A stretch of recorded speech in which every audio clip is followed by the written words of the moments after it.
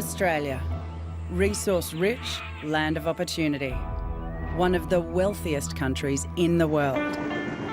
But we're also one of the most unequal. The rich are getting richer and the poor are getting poorer. It wasn't so obvious 10 years ago, but now it is becoming very obvious. After 25 years of relentless economic expansion, nearly 3 million live below the poverty line. I got to see a side of poverty that I actually didn't even know existed, you know? They're stuck on the bottom rung. We're sick and tired of not being heard and sick and tired of struggling. There's not enough money being put back into the people. Feeling left behind in the land of the fair go. Even these sewer rats have a place in society, and I'm the odd one out. In this series, we hear from those whose lives are a daily struggle. We're not terrorists, we're humans. We're Aussies, you know what I mean? The forgotten battlers trying to make ends meet, and hear from those trying to help. If we don't give them a bed or a couch, where else do they go? And the families trying to hold things together. And my dream is just never give up. And I'm doing this for my kids, for my family, my wife. But when the system turns against you... We've got no assistance. We've got no help. Don't manhandle me. And the ones that are hurt are the ones you love. Oh, look, come on, you're scaring my son. This is what it takes to remove me from my house. That's when you could end up on Struggle Street.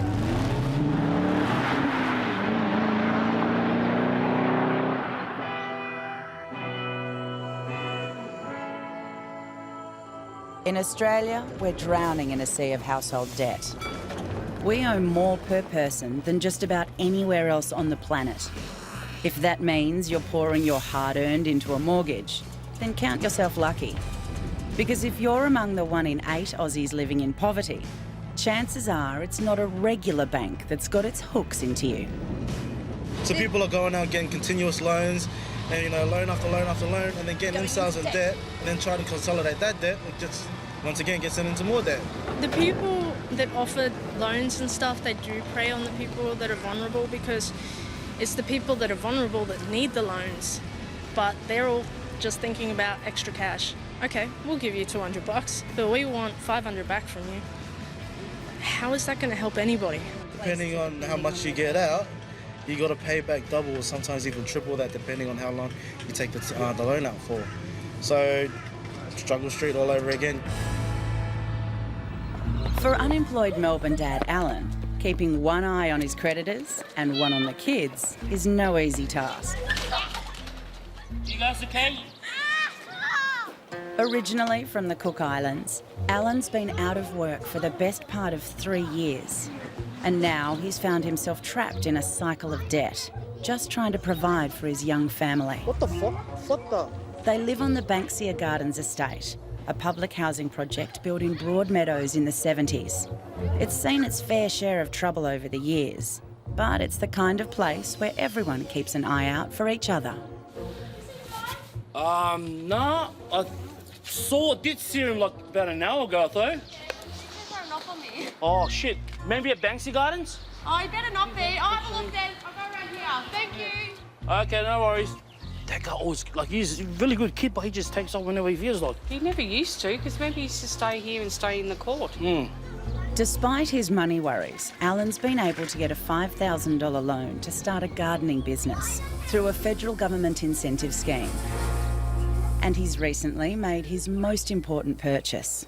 It's a Toyota Hilux. It's a 94 model, and it's a dual cab and high enough to, like, you know, to pull the trailer, and also I can fit a toolbox in the back.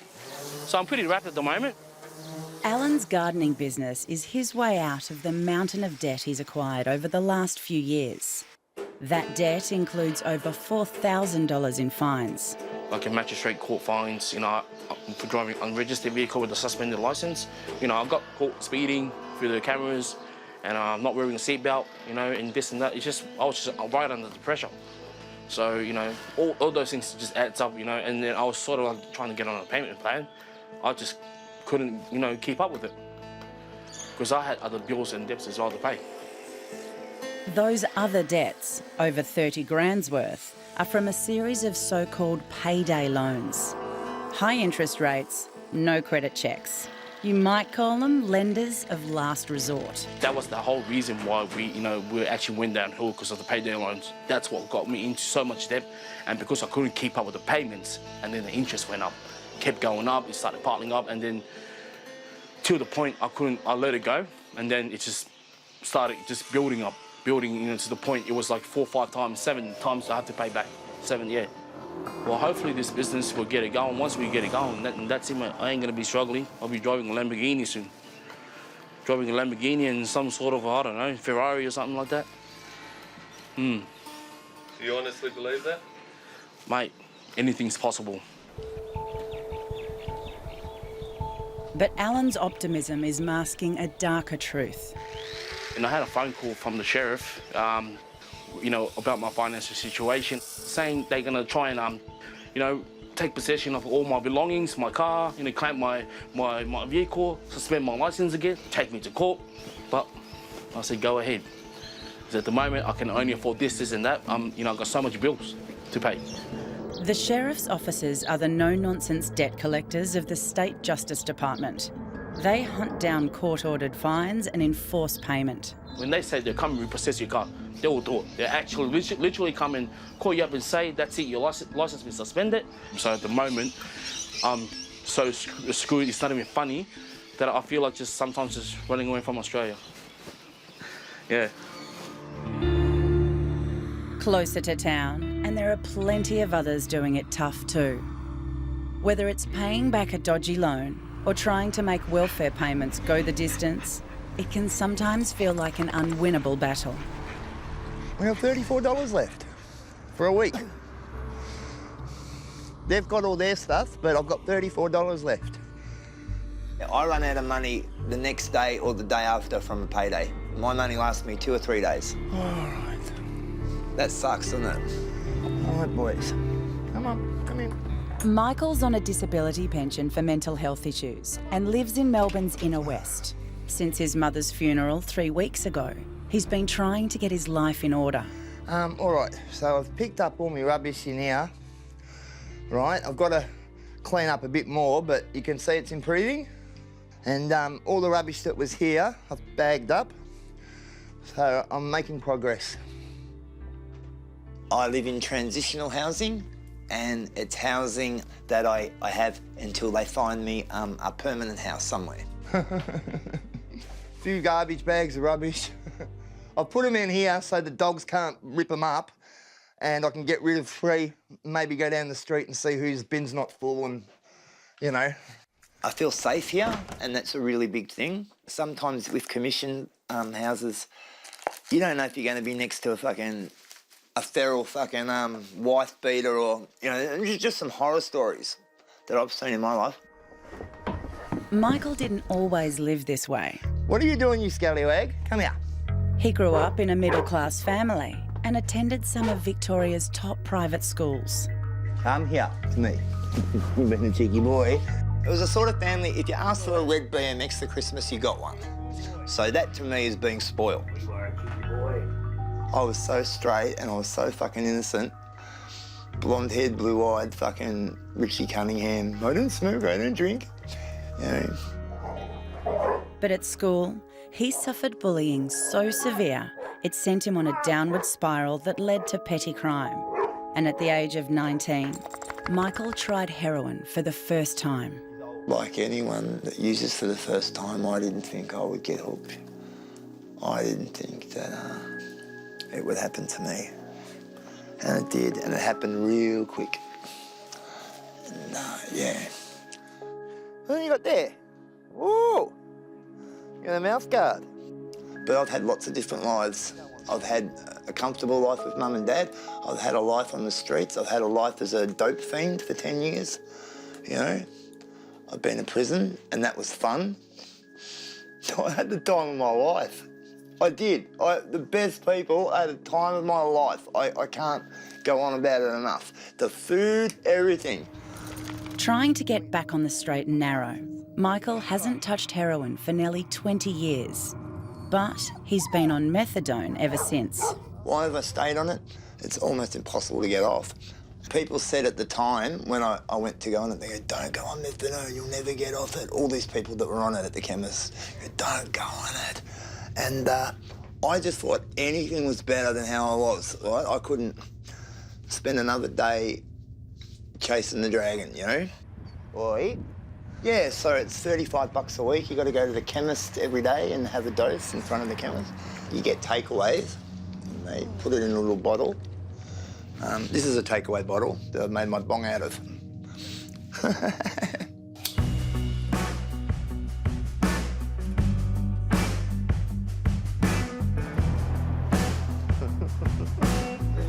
How's the best dog in town? Hey, us.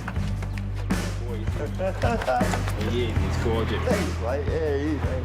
I've got no family anymore except my brother, who obviously hates my guts. So he's in Colac, in Mum's house. He's done nothing about finding somewhere else.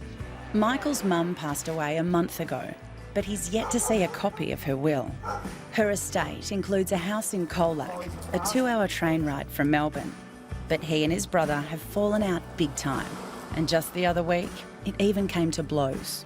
He's applied for a restraining order and I had to go to fucking Colac and... Jesus Christ. Cheeky bugger, come on. I love him. I love the bloke. But, he's got a very fractured personality. He's got some serious issues, that boy. He's a walking fucking disaster. Like it or not, Michael's going to need to smooth things over with his brother before his mum's estate can be sorted. Alrighty, let's go home.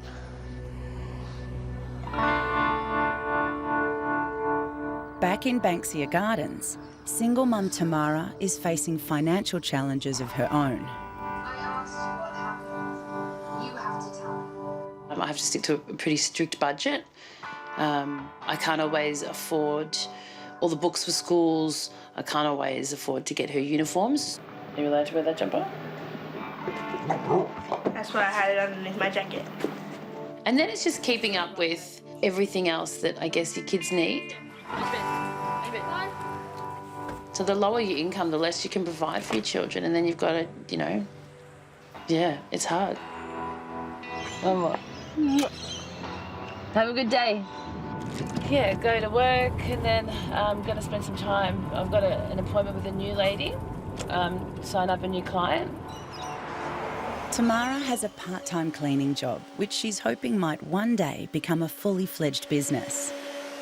But in a cruel twist of fate, if her business succeeds, she could be saddled with a $60,000 government debt.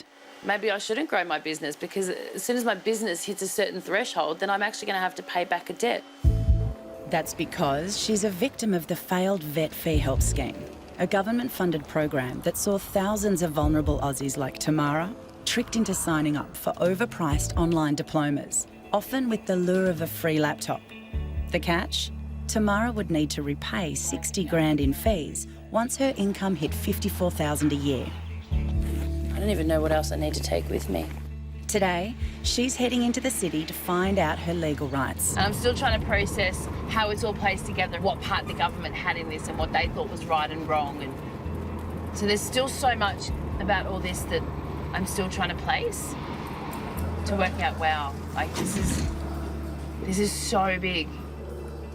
Tamara. Lachlan, is Nice it? to meet Nice you. to meet you finally. Thanks for coming in. Thank you. Come through, please. The Consumer Action Law Centre has been swamped with inquiries just like Tamara's. Tamara, this is Denise. Do you want to tell a bit of your story? Part of it's embarrassing, I guess, for me because of where I was. So I'd just come out of homelessness, and I was a drug addict at the time. Somebody knocked on my door one day and offered me these amazing courses that you could do. In order to do these courses, we give you the laptop because it's an online course, so you actually need the laptop in order to do the course.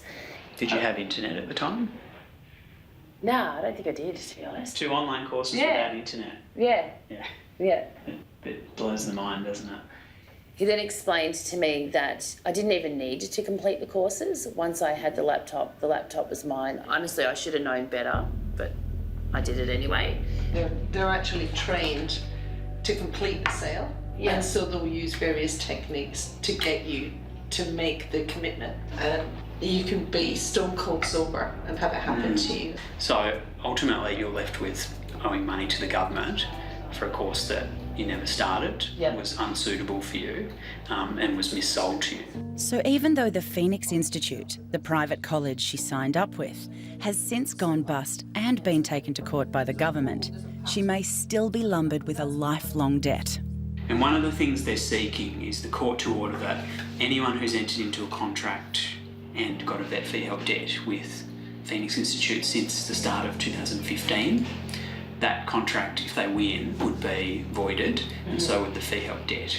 I suppose there's a glimmer of hope that you get some justice, really. That's all we're here for. So thank you so much for your time today. I really do appreciate you going through everything with me and just easing some of that. Yeah, we'll be in touch. Awesome. Fantastic. Right. Thank you guys. See ya. I feel like that was a really positive outcome.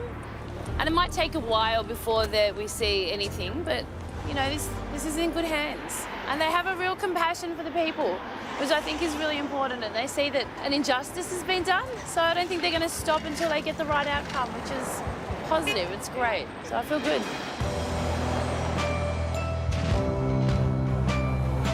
Michael's also hoping a visit to the lawyers might pay dividends.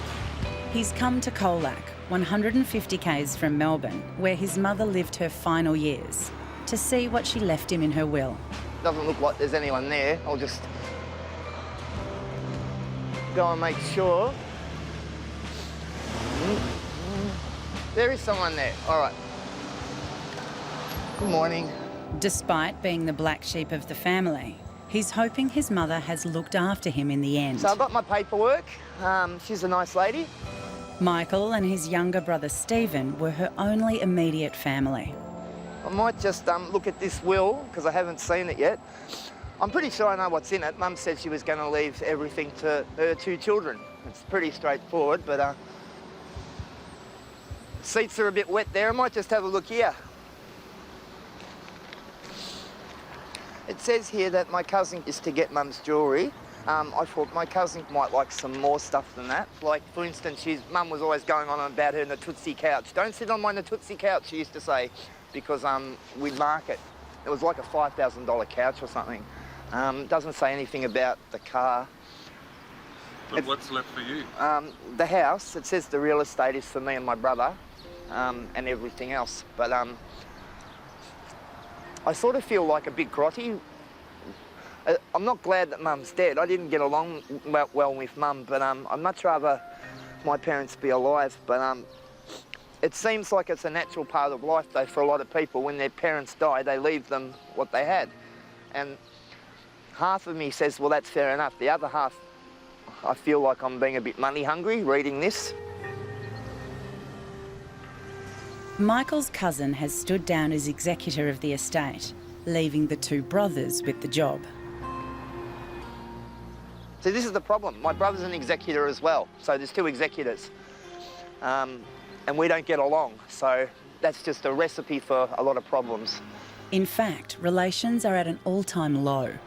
After a recent altercation, Stevens applied to the Colac Magistrates Court for a family violence intervention order against Michael. I can't get any photos of Mum. My brother won't return any phone calls, and he's applied for an intervention order now, so I suspect just so I don't annoy him, you know?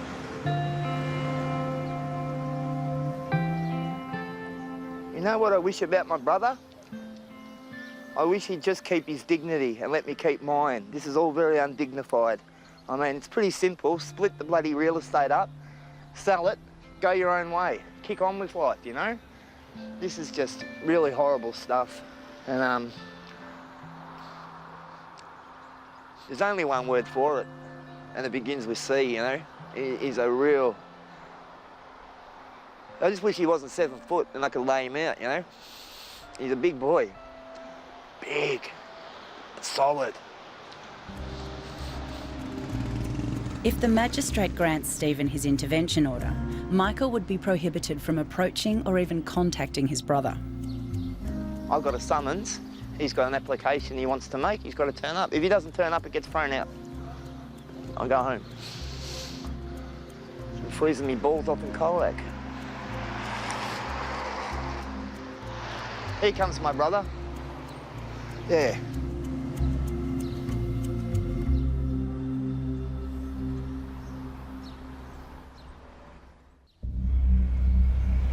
In Colac, southwest of Melbourne, Michael's about to come face to face with his brother Stephen. Here comes my brother. Yeah. Hey, Steve. Their mother has left her Colac house to both brothers. Can we talk? Can we talk? Michael's hoping he might also get her old car, although there's no mention of it in the will. G'day. I'm all right. Stephen is currently living in the house, but after a recent dust-up, he's applied for an intervention order to prevent Michael coming near him. And that could mean problems getting their mum's will sorted. Look, don't fucking worry about this shit. All it is just to make me feel safer, so... Well, can we fuck it off? No, I've got to go through with it now. It doesn't mean shit. It only becomes a problem if you... Yeah, but I can't... Come out of yourself. I can't have that, Stephen, while all this will stuff's going on. And I'm not threatening you with anything. I'm saying I'll just have to contest it. But I'm not coming up to Colac annoying you at the moment. No, I know, but well, you got to look at it from my point of view. Last time I saw you, you followed me around fucking Footscray attacking me. Yeah, that was random, and I didn't get a punch in or anything. You threw me to the ground, which was fair enough, you know. Look, can we just... No, I can't fuck it off. I've got to go through it. You can withdraw an application. No, I'm going through with it. All right. You can fucking contest it. All right. Thank fuck for that. Can I pick up some photos today? What do you mean pick them up? Pick up photos? I want to get some photos. You want to take shit from Mum's house, that's what you're saying. They're my photos too. Yeah, a copy of photos. Yeah. I wouldn't stop you having photos of Mum and Dad, but... But that's what I don't get. You're always banging on. Oh, I want to get the photos, I want to get the photos. But if you take the photos from the house, then where are they? They're sitting in fucking Seddon. The brothers are co-executors of their mother's will, but right now, they can't agree on anything. Well, I can make copies if there's a stick. There is no stick. I think Mum was talking fucking shit there. Well, yeah, even that disc that you made for the funeral, I could copy that disc easy. But I can do it at the discs that they played at the funeral. It's a CD? Yeah, yeah. 3 songs on it? Well, it had a lot of pictures. Oh, there is a disc with pictures on it too. Yeah. I just haven't had pictures and, you know, I think it's best that I don't take anything from the house until all the lawyers speak. That's what I reckon. Well, I'm fine with that. Oh, and by the way, the rego's about to run out of the fucking car. I can't pick that up today, can I? Well, it'd help a lot. Yeah, it would help a lot. But as I just said, the rego is about to run out. So you'll be driving an unregistered car. How long do you think you'll fucking last in that? He keeps going on about he wants to come and get the photos. And I'm like, well, why do you want to remove the photos from Mum's house? Because they're my photos too. I don't have any photos of my parents. So there's that. Then there's the car. He wants the car, and which he'll treat like shit, like he does with every other car he's ever had. And he'll drive it into the ground. He's living at Mum's, rent-free. He's got her phone, and he doesn't want me to go to... Hi, Michael speaking. Hello. Hi, good. What's up?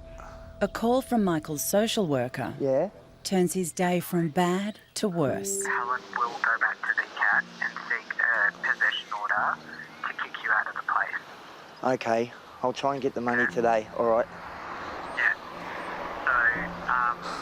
So, Mum's dead. I'm at court in Colac, for Christ's sake. It's 3 hours from Melbourne.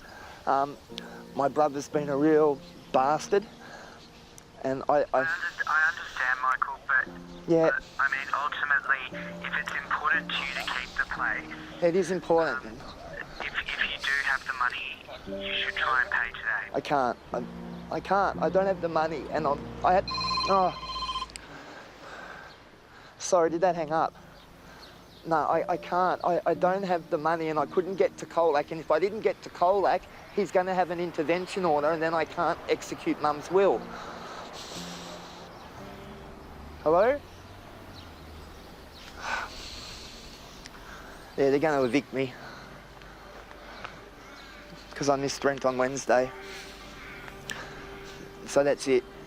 I have to get out of there within 2 weeks.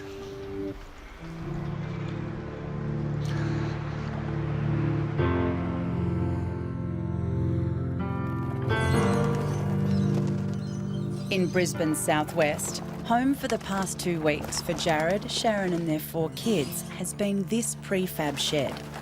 Why, son, you gotta stop wearing my t-shirts, man. Why? Because I fucking never got any.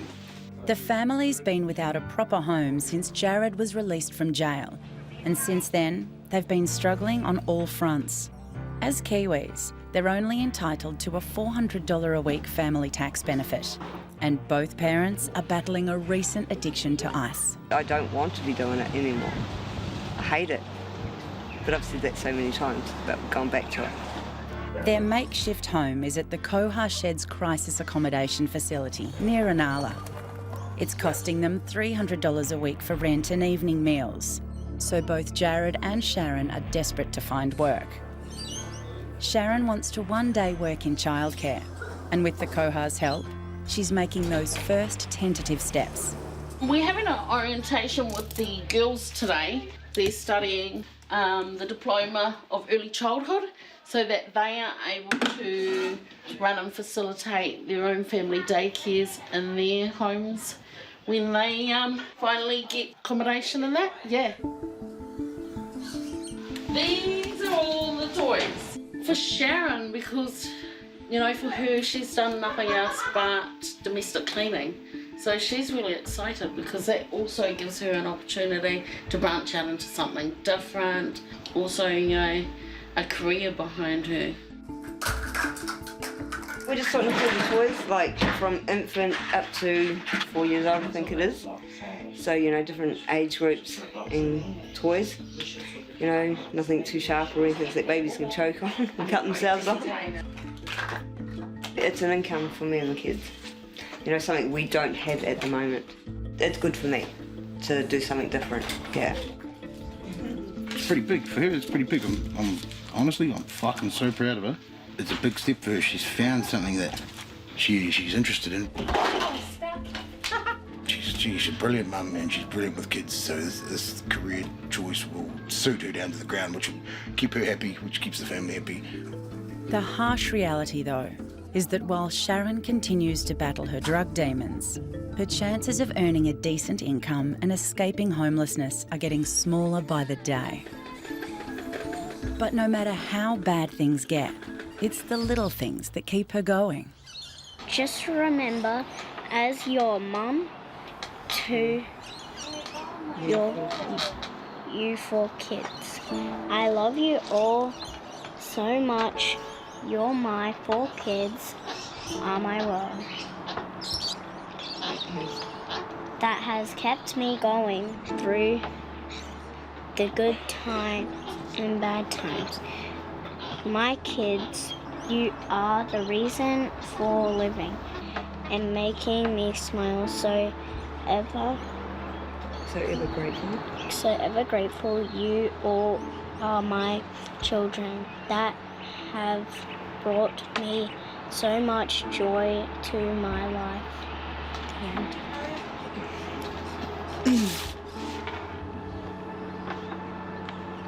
And love, Mum.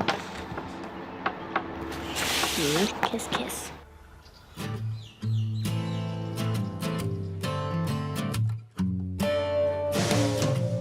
Alan's dreams for the future are not just about money. They're more about the things that really matter. And I'm doing this for my kids, my wife. Well, I hope my kids won't struggle the way I am struggling at the moment. He's just days away from launching his gardening business. Oh, hello, Benjamin. Shit. But at any moment, the sheriff's office could seize his ute and trailer to recoup the thousands of dollars he owes in unpaid traffic fines. Alex, can you? Alex. The business is Alan's big chance to work his way out of debt. Alex, stop. Stop. Stop!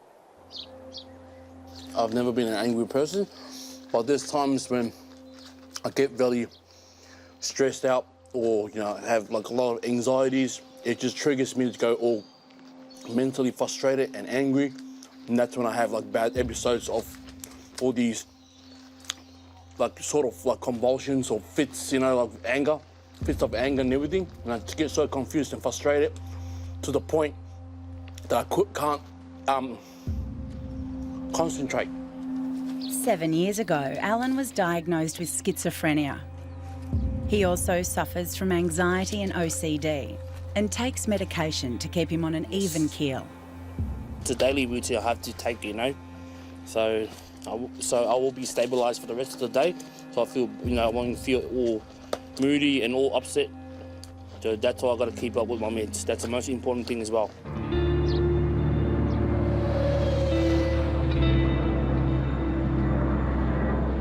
Today, Alan's heading to the Broadmeadows Legal Centre to get some much-needed assistance dealing with his overdue traffic infringements.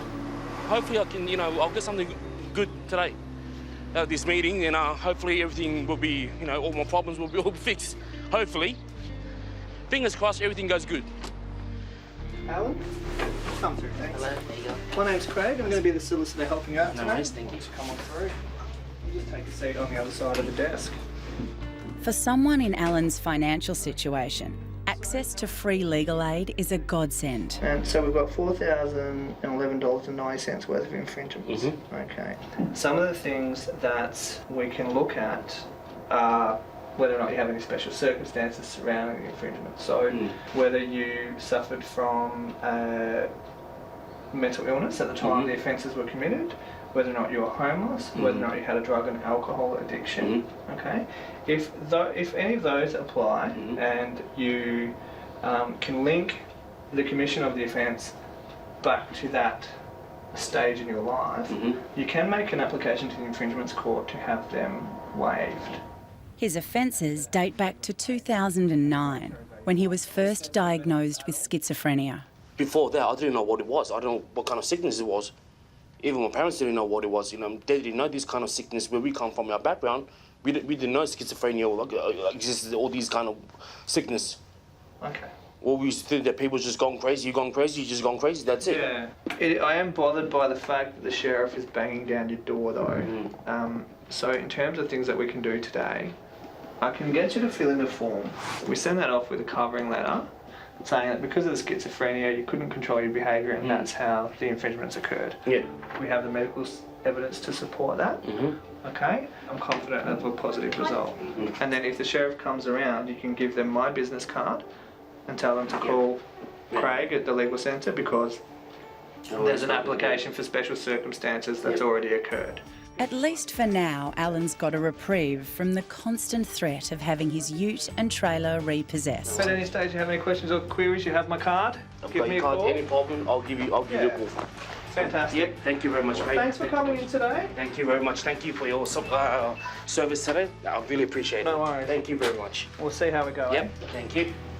But sometimes it seems it can be one step forward and two steps back. A simple visit to the chemist, and suddenly there's another problem. I don't know what reason it is. They've taken. I don't know. Taking one up off the thing. Taking you off. Yeah. Okay. This keeps getting better. Every time one problem gets fixed, the next one comes up. What happened? My freaking Centrelink got cut off. Then I got to pay for the damn full price for my medications. So I got to give these pricks a call. Sorry about the government, but I got to give them a call and see what's going on. From one problem fixed, the next one pops up. Never stops. Does it? At the moment, I'm really, really pissed off.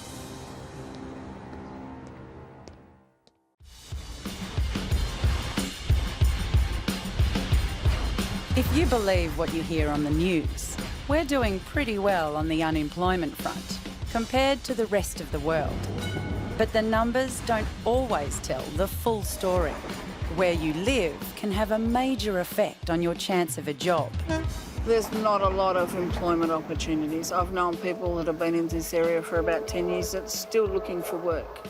Once you say your address, sometimes you can't find a job. Once you live here, there's something wrong with you. In Melbourne's Broadmeadows, the official jobless rate is more than 4 times the national average, a whopping 25%.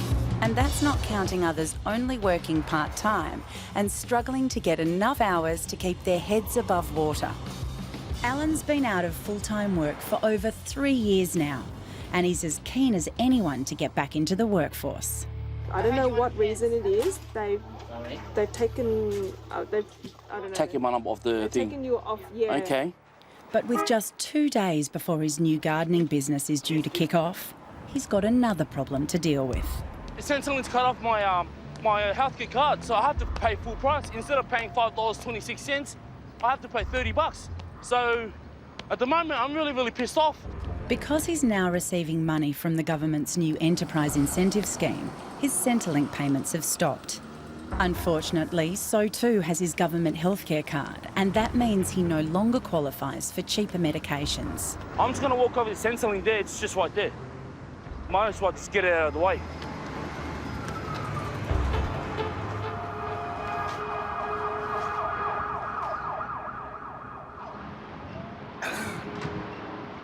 Not a good day today. Where we going? Mate, the line looks about, there's about 400 people in line. So I'm pretty much screwed. I'm not going to wait around for the next 2-3 hours. I'll just call him on the phone. It never rains, but it pours. Alan's also due in court today and can't wait for hours at Centrelink to sort the healthcare card issue in person. Mate, busy, never ends. Just keeps going. His mental health issues mean most of his overdue government fines could be waived. But there's no getting out of an overdue court fine. Unless he pays it, he's likely to incur more fines or have his work ute repossessed.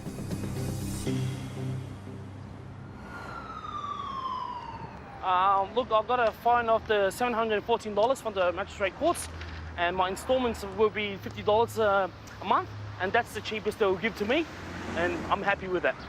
Now that's sorted, he still needs to get onto Centrelink and that cancelled healthcare card. I just got back from Broadmeadows on Centrelink. I'm telling you, the line, it's crazy. It's just where you walk into the entrance, that's where the line starts, from outside the door. And I'm not going to wait around because I've got things to do today. I've got the kids to pick up, I've got my medication sorted, I've got my business to get on top of it if I'm starting with this knees program. I'm just over the top of my head and it's really stressing me out, you know. I just got back from the courts and sorted out all these other fines, you know. I'm in so much debt, so much shit I've got to sort out. It's not even funny, man. Oh, if you can, bro, man, if I ever see you one day, if I win 1 million or a big jackpot, I'll give you some of it. Centrelink agrees to send out the forms Alan needs to reapply for his healthcare card. Oh, Bill, mate, never stops. Happy, yuck, and oh, I'm going to prison, yay! After a day of setbacks and jumping through bureaucratic hoops, it looks like Alan's gardening company is one step closer to reality. Finally got it. Al can do it, Ali man. Al can do it. So I wanted to put like my logo on my on invoice papers, on pens. So hopefully in the future, if I pick up and I make a lot of money, I can actually hire more like staff or employees. That can get them to wear my uniform, my logo, and it would just make me proud. I'll be happy. All going well, Alan's about to earn a crust for the first time in over 3 years. But for Michael, the road to financial security has some ways to go. Oh. He's travelled to country Victoria to do battle with his brother Stephen, but right now, he's facing a more immediate crisis back home in Melbourne. G'day, Danny. Yeah, it's Mick. How are you? No, you're all right. Listen, I've got a major problem and I want you to listen to me, all right? Yep. It's not an emergency, but it's an emergency for me. They're going to evict me unless I pay them 110 today, and I can't because I don't get paid till Wednesday. And I think it's asking too much to lend it off anybody, but can I lend it until Wednesday, please? I'm really desperate, I'm going to get evicted if I don't put it in today. It's not the first time he's missed paying his rent and been threatened with eviction. His mate Danny is his last hope. So you'll lend me oh, thank fuck, Danny. I'll fix you up Wednesday. Yep, nah, 100%. All right, I'm just going to ring the landlord now and I'll ring you back this Arvo. Oh, thank you. All right. Crisis averted. But Michael's day in the country is becoming even more difficult than he imagined. Oh, difficult if you call, you know, your brother living in your dead mum's house, you know, and won't even give you a photo of her. That's difficult. That's very difficult, you know. The rest of it's just normal financial juggling. Some bastard's always after you for money when you're poor. He's hoping his inheritance might one day change all that. But before the will can be dealt with, there's the small matter of his brother's application for a family violence intervention order. You just did it to piss me off, didn't you? Because you thought, oh, you thought, ha ha ha, he has to come to Colac. Fucking be here. You thought he has to come down to Colac. Ha ha ha. I know you, Stephen. Before the application goes in front of the magistrate, Michael tries a compromise. All right, I'll sign the undertaking and it'll go before a magistrate in a minute. He agrees to make a legal undertaking not to harass Stephen, and in return, Stephen will drop his application. Christ, oh, what a pain in the ass, spending all morning in bloody Colac, you know? Just to say, yeah, we'll make an undertaking. What a fucking idiot. You know? There's a word for it, it's blonk. He's a blonk. Do you know what a blonk is? Go hit him in the head, that's the sound it makes, blonk. He's a blonk. After 3 hours, they finally have a court-ordered resolution. Oh, it was a waste of the morning, wasn't it? Oh, Christ. My brothers conceded or agreed to me making this undertaking that I won't commit acts of violence against him. Yeah, so I've said, yeah, all right, I won't commit acts of violence against the 7-foot giant. No worries, you know, but if I do commit acts of violence against the said giant, then we're back here again. In the new spirit of conciliation, they agree that Stephen can stay in their mum's house until it's sold, and in return, Michael will get her car. You know, look, we don't get along, but I love you and my brother, and you're my only brother, and we've got to look after each other because there's no mum and dad anymore. And I'm not just saying it. So I'm going back on the train now, go back to Melbourne and organise this rent disaster.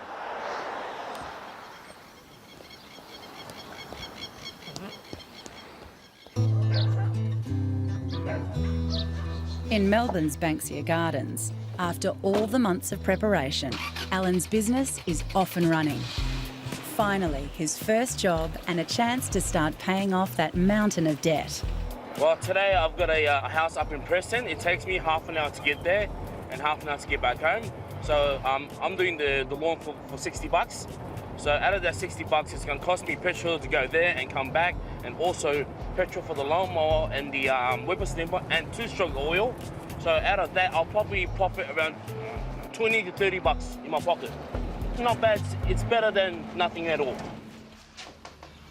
Morning, Cheryl.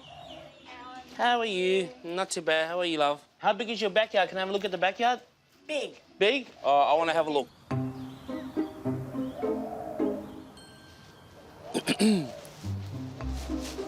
Nice. It's a big one. Yes, it is. Yes, indeed. Well, I better get stuck into it then.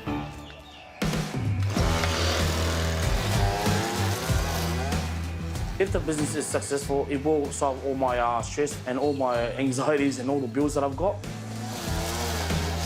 Yeah, but it'll just take time. It'll take time. It's not going to happen tomorrow or the day after. It'll take time.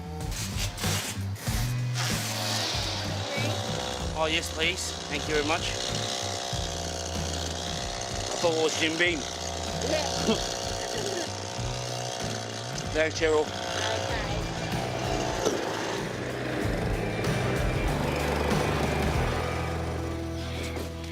Cheryl. No. Yeah, it's all done now.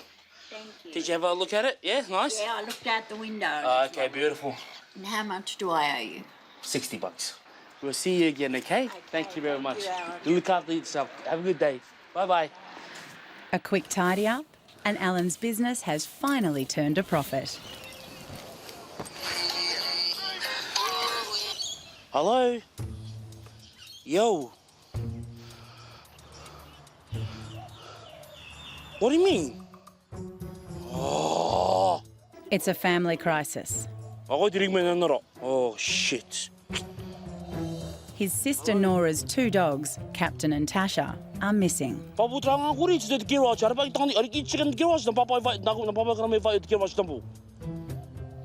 Hey. No. Hello? Fuck, my sister's pissed off.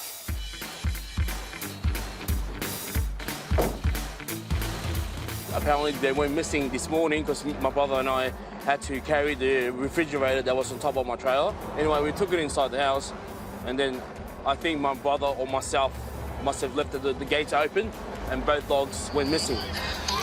Hello? The dogs have just been found, but are being held by the council. Alan, now the kid on the ad will pick your file, fine you $2,000. How much? $2,000. What? What a rip-off. $2,000 to get fucking 2 dogs out. Are you for fucking real? Fucking these people want money, man. Fucking bastards. They've got nothing else to do but to fucking make money. Might as well be a fucking drug dealer and fucking start selling shit. Fucking dodgy shit, man. For Jared and Sharon and their 4 kids, the spectre of drugs hangs over their heads. Cooped up in a prefab shed, the pair is struggling to stay clean from ice. But with no clear way out of their predicament, their relationship has hit rock bottom. Same shit. Same bullshit. Same two-faced bitch, same lies, same shit. It's just getting worse. It's getting real bad. It's all come back to like me cheating on Jared when Jared was away in prison. It's just escalated again. I'm tired of fighting and being asked to leave and not having much sleep at night because of the arguments. With her mum and dad's relationship in freefall, 16-year-old Trinity is doing her best to cope as she approaches her Year 11 exams. It's stressful, having to go home and deal with all their stuff and where we are and everything. I was so tired, I broke down a few times today and started crying because I was so stressed out about it. And just, Year 11 is so hard. It's hard for me because I chose the hard classes. I wanted to challenge myself and do something that'll benefit my future.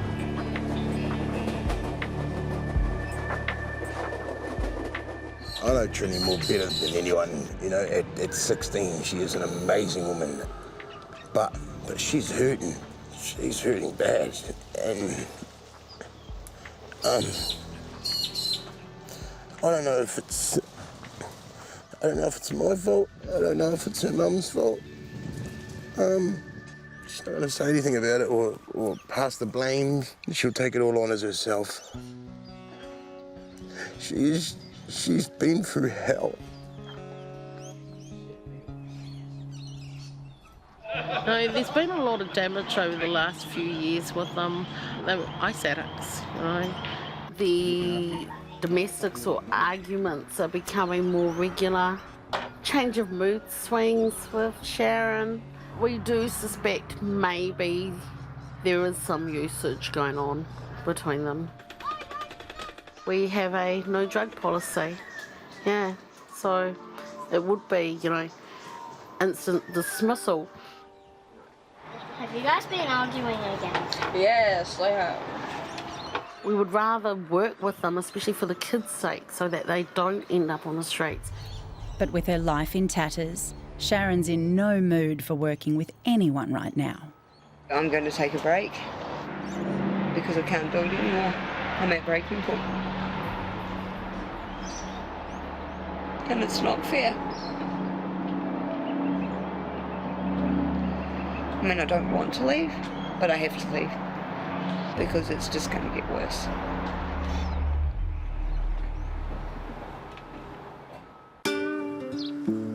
Oh, fucking $2,000, are you for real? Seriously? Just for 2 dogs? No way, man, this is bullshit. Fucking pricks.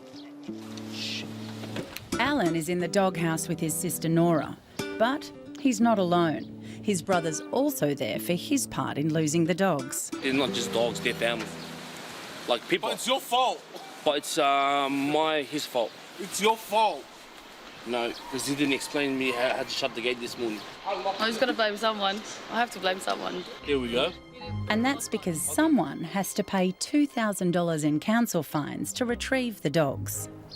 Because Alan's saying that he locked it, he made sure that the lock... When I say lock it, I didn't actually lock it with the padlock, you know, with the actual thing that goes around and lock it with the key. I actually locked it. The hinges went onto the top of the lock, so when it clicks in, that's it, it locks. But I didn't know the dog can actually hit it and go, and it'll open the gate. That's what I was saying. Oh, it's a pretty smart dog. So it is your fault, Alan? Pretty much. It is. He's got to go and look for more clients, work his ass off and pay my dogs. Pay for it. Or he's going to come and pick their shit up for free. I'll work for her for 2 months for free. Alan's business is off to a disappointing start. After just one day, his gardening service is already deeply in the red. I'll do everything. If I have to sell my trailer, I'll sell my trailers to get him back. I'll sell him. I'll trade him in to get my dog back. I'll go in the I'll get long behind. They can put him in the lost dog homes. They'll put him down after 48 hours. after they feed him the first time, they'll be like, nah, this dog eats too much. We'll kill him. We'll put him down. So if you just put like that blue cloth, just lay that underneath the tray that you're going to put down. Yep, perfect. Alan's neighbour Tamara has also had the threat of debt hanging over her head after she signed up for a dodgy online diploma course. But after months of worry, it seems her legal advice may have finally paid off. So it's from AVLI, which I believe must be somehow linked with the Phoenix Institute. So I received an email, and this is how it reads. Hi, Tamara. I am from the Department of Education and Training, and I confirm that AVLI, training organisation, has agreed to delete your debt with them. So for both the courses that they'd signed me up for, it's now saying that that amount is going to be cleared, which is amazing, really. But the vocational education scammers targeted thousands of poor and disadvantaged Australians who may not be so aware of their rights or even where to go for help. I think that more awareness should be created, because I know for me, if I hadn't have been told, I would have sat there with this debt for the rest of forever until I, maybe one day earned the amount of money where I had to start paying it back. I think it's pretty disgusting. It really does seem like the rich get richer and the poor get poorer sort of thing, So those people that are sitting at the bottom scale of the economy, where's the ladder for those people? How do they actually, gain any self-worth, any independence? How do they climb up that ladder? Because there's no one helping them. With a clean slate, it's back to the business at hand for Tamara and the chance to start growing her own fledgling business. But a week on, and Tamara's neighbour Alan's gardening business isn't exactly booming. As we speak, it's pretty tough, pretty challenging. So I'm just going to take step by step. His biggest job recently was unpaid, tending his sister's yard as an apology for the $2,000 she had to pay to retrieve her dogs. This whole week, I haven't made much because, Melbourne weather, it's like you have 4 seasons in a day. So it's pretty rough, At the moment, I'm just concentrating on the business, but also family comes first.